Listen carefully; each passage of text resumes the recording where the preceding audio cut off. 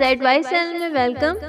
आज की वीडियो में मैं आपको नामिर नेम के मीनिंग बताऊंगी। नामिर बहुत ही यूनिक सा नेम है और ये अरेबिक मुस्लिम बॉय नेम है।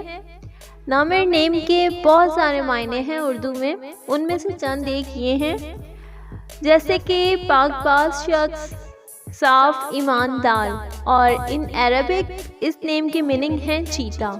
सो मिलते हैं नेक्स्ट वीडियो में। अपने या किसी भी नेम के मीनिंग जानने के लिए कमेंट्स कर दें और सपोर्ट करने का शुक्रिया। Thanks for watching. अल्लाह हाफिज़।